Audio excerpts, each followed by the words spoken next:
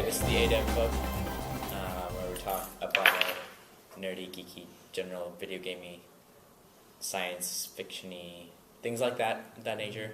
The inception of this came from we have lots of conversations about this anyway, so we decided to put it on video.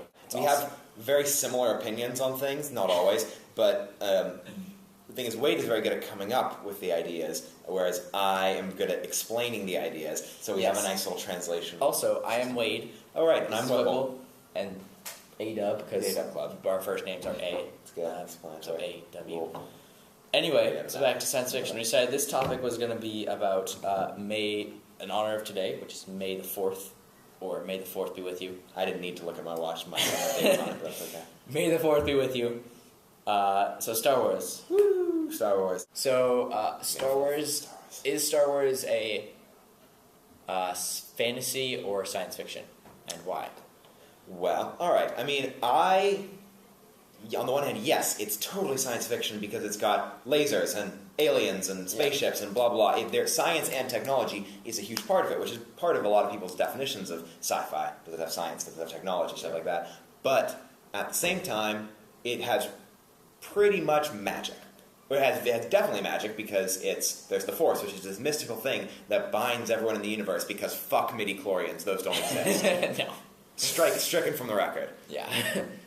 I wonder if we should edit out swearing. We'll deal with that later. But if something is science fiction, does that mean it can't... So, like, if something is ridiculous and crazy and has, like, futuristic stuff, does that mean it is science fiction if it's possible, for example? But fantasy if it's not? So it's like... Yeah, I think it's an interesting thing that there are, with science fiction and fantasy and any kind of genre, really, there are very distinct examples of stuff, but then as you get further and further away from the distinct center, the lines become so much more blurred. Like, it's very, very easy to say Lord of the Rings is fantasy. Lord of the Rings is not sci-fi. It's not realistic fiction, blah, blah. It's fantasy because there's magic and elves, takes place in the past, doesn't rely on technology, etc. And it's funny because Star Wars is usually what is defined as science fiction. It's sci-fi. It's space opera. It's exactly there. But at the same time, when you look at it, there are little things like that, like hyperspace and all that stuff that never is explained. At the very, very, very, very least, it's one of the softest of the soft sci-fis. Yeah. Soft sci-fi, for all those who don't know. It doesn't care about the how. It just sort of stuff happens, and it's science-y, but usually with an asterisk. Like so stuff like... One of the conversations we had in our science fiction class, basically, it was... not time travel. Yes, time travel. Time travel is a perfect example of that. Is time travel science fiction or fantasy? Really do it because you can't do it. It goes against every law. Every law of physics. But it's a staple of science fiction because, in my opinion, because the first time travel story was a sci-fi story because it was you build a machine that goes back in time, and it was before relativity was discovered, before we realized that it was completely impossible, which it is. That being said, I love Doctor Who and time travel shows. Time travel is like one of my favorite things in the world. So. There's I hate my time travel. Mass Effect. He doesn't play Mass Effect. I like video games a lot more than him. He's the gamer. I'm the other stuff.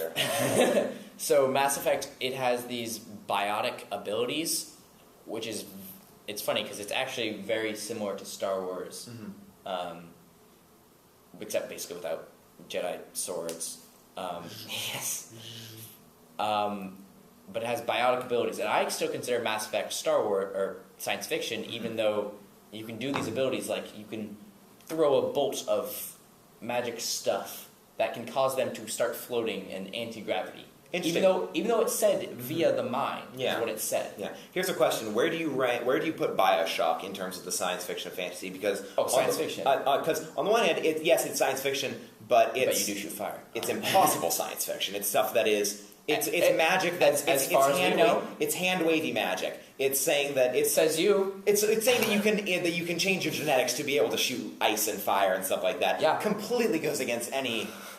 First of all, that's not how genetics works. You cannot at one point entirely mold someone's entire genetic structure from with one moment from almost a single injection. Also, it takes place in the 60s, or at least it's supposed to take place in the 60s. Well, But ignoring that bit, I mean, I don't know. So that's another interesting one. Like Star Wars, Bioshock, Yeah. it toes the line. On the one hand, it is dedicated to that idea of technology, and all of this magical, fantastic stuff comes about through technology. The thing is, it is still magical stuff coming about through technology. Same way with like Star Wars and things that do hyperspace and things that do time Yeah, travel. but do things it's have to magic have- as a result of technology, so it's hard to say, Yeah, is it do sci-fi they have or to what? have that like grain of truth in them, in the technology, or does it just have to necessarily be through technology? It's interesting. It's there's the one quote that always gets bandied about whenever anyone talks about hard and soft sci-fi is hard sci-fi then being sci-fi that is very, very grounded in fact, very grounded in science. The example everyone points to is 2001: A Space Odyssey. It was very much based in what we knew to be true about space travel. Whenever anyone talks about hard and soft sci-fi, they always bring up a quote of Arthur C. Clarke's, who was the one who wrote 2001, and so is sort of the master of hard sci-fi, and that any significantly advanced technology is indistinguishable from magic. So the idea that if you get to the point where it's so crazy, so advanced, so over the top, so unexplainable, then you can't call it sci-fi anymore. It becomes fantasy because it's just so far beyond human comprehension. Whether or not you agree with that, I mean, this is something said by someone who is a hard sci-fi person. His idea is sci-fi is supposed to be based in science. He cares more about the science aspect than the fiction. People who like soft sci-fi tend to care more about the fiction aspect than the science. Not that they're mutually exclusive, but... My question is what about superheroes? Like, I would just point Green Lantern at the top. I don't read that many comics, but I assume from Green Lantern Green Lantern's pretty much magic. Yeah, You pretty have much a magic. It You is. have a magic They say ring. you have a magic ring that can do whatever you want. And you have It's also courage. weird. It's based off of courage or whatever the green's courage, right? Yeah. Yeah, green stuff, and it's just kind of ridiculous. But Superman, Is an I've alien. seen, is an alien. And He they can do. fly. They attempt to explain all the science by saying it's the reason he has these powers is because he's under the light of a yellow sun. And then you have kryptonite Yeah. that takes it away. So it's kind of magic-y, but they try to say science. Then on the other hand, you also have Batman, who is very, like, it's all about the technology. That doesn't He even seem like he has no science powers. fiction, though. That just seems like current times, and then just like really cool, like batarang. And I feel like those could wait for it. Those could be technically almost created right now. True. I think they Yeah. could be, but the fact that they could be created but aren't still makes it science fiction. Because it is, it's much more near future, much more arguably realistic science fiction. But at the same time, is it science fiction? So yeah, superheroes, where do they fall I don't know. on the spectrum? And then you have other superheroes. It actually was on my list because just last weekend I finally saw Kick-Ass. Yeah, and it's so a good movie. good for you for tying this all back to something you didn't even know I wanted to talk about. But then you have Kick-Ass, which is a superhero movie, but it's not science fiction Oh, it's because definitely not science fiction. it's all possible. It's all realistic. Yeah, it all I mean- makes sense. To an extent. It's stylized. It's hyper. 12-year-old who can. Yeah, idea that if you haven't seen Kick-Ass, watch Kick-Ass because if you're watching us, you're going to like the movie. Yeah. If you aren't already bored and turned off by everything that we're saying, If you're on Jill. then you're going to like this movie. Hi, Jill. No, it's a great movie. Also, proof that Nicolas Cage is a damn good actor. Yeah. Anyway, and Chloe Moretz also really good. Okay, that's off topic. Science fiction versus fantasy. Science fiction versus fantasy. Not all superhero stuff is science fiction on the one hand because a lot of it is fantasy, but also not all superhero stuff is science fiction because some of it is just not sciencey and it's not future technology. It's just stuff people don't do and people could do but don't do. Where is that barrier? Like, how far into the sciencey realm do you have to go for it to become science for it to fiction. become science fiction? Movie Limitless. Yeah. It was a pretty good movie in my opinion. I would not consider it science fiction, but Really? it had a pill. Have you seen it? No, but Okay. when I saw the trailers, I thought, it's Yeah, a sci-fi movie. there's a pill. Basically, what it does is there's a quote which complete BS is Complete utter that bullshit. a human only uses 10% of his brain at any one point in time, which is not exactly how it works. But the whole point is that the pill unlocks the rest of your brain, and so you're suddenly super smart. You can memorize things really quicker. And it's just Really quicker. really quicker. Exactly. Quote. If I was on the Go with pill, I wouldn't be saying really quicker. Yeah, it's true. So get on the pill, kids. Get on the pill. Kids, do drugs. Dude, A-Dub Club endorsed. Yes, but I wouldn't consider it science fiction because it's just the material that was discussed in the movie.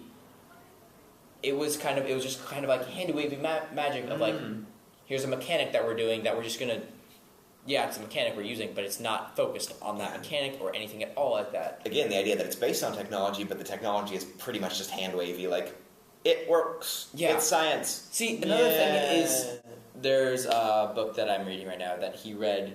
It's called Revelation Space. He hasn't read it. We all read short stories from the same universe by the same universe. author, Alistair Reynolds. There are points in the book where a lot of the book is more about. It's less about technology. It's more about like human interaction, and it's weird because you're not thinking about the technology anymore. Mm-hmm. You're thinking about like the drama of this guy and his wife and how he's like the butting heads of two major powers in the book. Mm-hmm. And it's like it's definitely science fiction, but it's so far in the future that it has to be science fiction. But Limitless is not that far in the future. It's set now, but it only has a little bit of science mumbo jumbo. Well, okay, let's try to come to a conclusion. We'll go maybe 5 more minutes. So Star Wars, science fiction? Star Wars, science fiction or not. And it entirely depends on what your definition of science fiction is. Like we said at the beginning, does science fiction, is it the science that's the important bit, or is the fiction the important bit? And I don't know. Part of me, I just be science fiction. There's that, and if it's not science fiction, what else is it? Because if it's not a science fiction, it's fantasy. Because it would be futuristic fantasy. It's far future fantasy, and maybe that needs to become a whole new genre. I know some far people future would fantasy say needs to be a thing. What I really, really incredibly want so bad is like Lord of the Rings in space. Set. Lord of the Rings, yes. Lord of the Rings in space. I'm not joking. Lord of the Rings that would actually in be phenomenal. space. Lord of the Rings in space. So I want a world that isn't. So like Mass Effect, going back to Mass Effect, is a world that's like developed from our world that then gains magic, basically. Mm-hmm. But I want a world that starts as magic and develops towards future. Star Wars. I'm going to go with fantasy. futuristic fantasy. You're going to go futuristic fantasy? Futuristic fantasy. I'm going to go with science fiction, because while there is magical elements, the gist of it is based on technology, even though it's technology that isn't totally true. And I think part of it is just that it wasn't written by someone who knows a lot. It wasn't made by someone who knows a lot about science. Yeah. The Force thing is the real big part, and I think my gut feelings to say science fiction because it's science fiction with fantastical elements, but I would put it slightly more on the science fiction side than on fantasy. Okay. You're the other way around. You're slightly more fantasy. So yeah, I say fantastical science fiction. Wade says far future fantasy. Hey, we can be like a real. Cutting back Leave your the camera thing problems. in the comments. Yes. What do you think? Is it science fiction, fantasy? Leave your thoughts. Argue. We'll be interested to read it. If we like the stuff, then maybe we'll talk about it on the next episode. We don't know. Oh, what do you want us to talk about? Yeah, this is the first time we've ever done this. I have never done. See, we already screwed stuff up. Our intro was shit, but whatever. We don't know what we're gonna do. All we know is what we like, and we know. Again, I don't even watch too many vlogs. He's the vlogger. I'm a podcaster, so I like this stuff. But what do you want us to talk about? We'll probably try and have some sort of a theme song or a picture or something going along with that. Tell us if you like it. If you don't like us, too bad. If you don't like us, too bad. Just don't comment on that. Yeah, ignore. Yeah, don't be a loser. Internet should be for nice people. What do you want? What do you want to do better? If there's something that you don't like, say it constructively. Say that I don't like this, but here's what you can do to fix it. That is, every critique should have a little suggestion at the end of it. Okay. But that is just We're ending now. This is the A-Dub Club. Whipple, Wade. We'll come up with a clever sign. A-Dub Club out. A-Dub Club out. That's what we'll do. Okay.